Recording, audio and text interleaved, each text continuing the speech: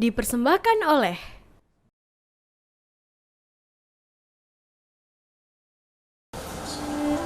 Assalamualaikum warahmatullahi wabarakatuh. Innal hamdalillah nahmaduhu wa nasta'inuhu wa nastaghfiruh wa na'udzu billahi min syururi anfusina wa min sayyiati a'malina may yahdihillahu fala mudilla lahu wa may yudlil fala hadiya lahu. Asyhadu an la ilaha illallah wa asyhadu anna Muhammadan 'abduhu wa rasuluh. Inna Abdullah bin Umar radhiyallahu anhu yaqulu sami'tu Rasulullah sallallahu alaihi wasallam yaqulu kullukum ra'in wa kullukum mas'ulun an ra'iyatihi.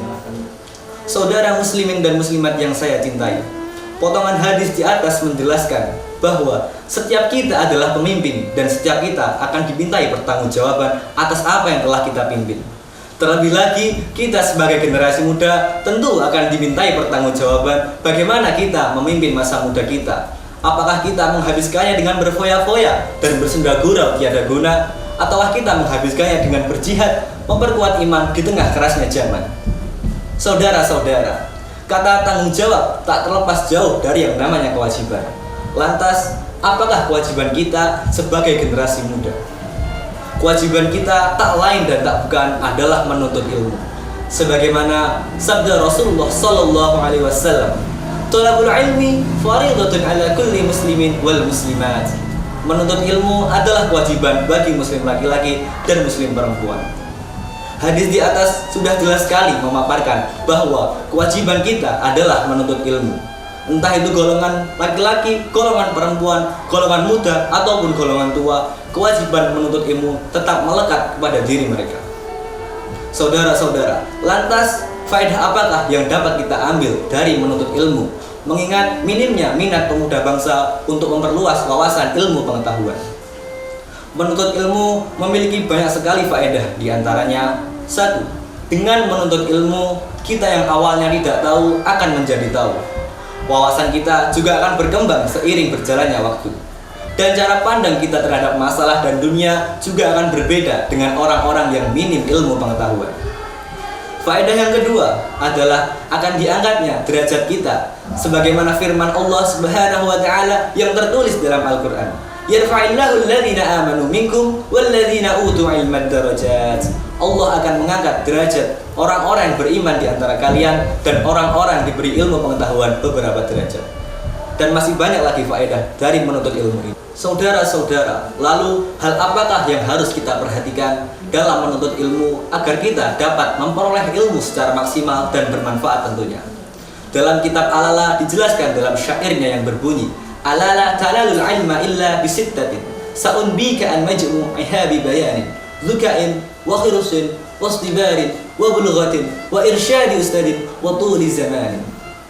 Saudara-saudara, dalam bait pertama syair tersebut dijelaskan bahwa kita tidak akan mendapatkan ilmu secara maksimal kecuali dengan 6 perkara. Perkara yang pertama adalah dugaon, yaitu kecerdasan.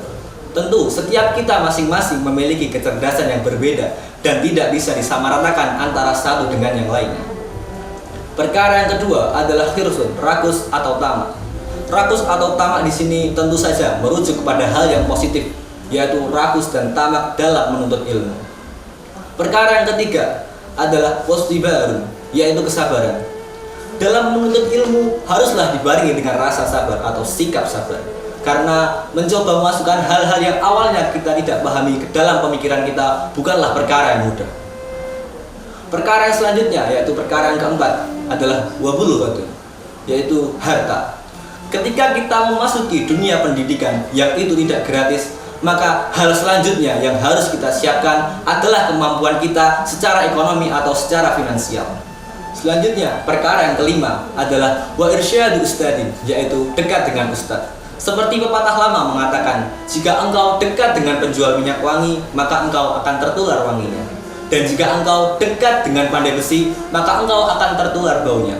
Begitupun jika kita dekat dengan ustadz atau guru, maka insya Allah kita akan tertular ilmunya dan kebijaksanaannya. Selanjutnya adalah perkara yang terakhir, yaitu perkara keenam, adalah tulu zamanin, yaitu waktu yang lama. Menuntut ilmu bukanlah hal yang dapat kita lakukan dalam sekali duduk.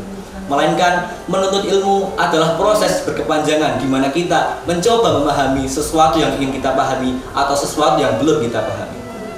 Saudara-saudara, dari kultum di atas kita sudah mengetahui bahwa kewajiban kita adalah menuntut ilmu, faedah-faedah menuntut ilmu, dan hal-hal yang harus kita perhatikan dalam menuntut ilmu. Maka dari itu, marilah kita sebagai generasi muda penerus bangsa, marilah kita untuk senantiasa meningkatkan minat kita untuk selalu memperluas ilmu pengetahuan agar terciptanya baldatun thayyibatun wa rabbun ghafur.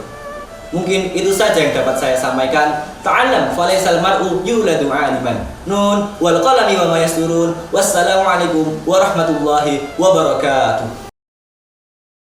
Dipersembahkan oleh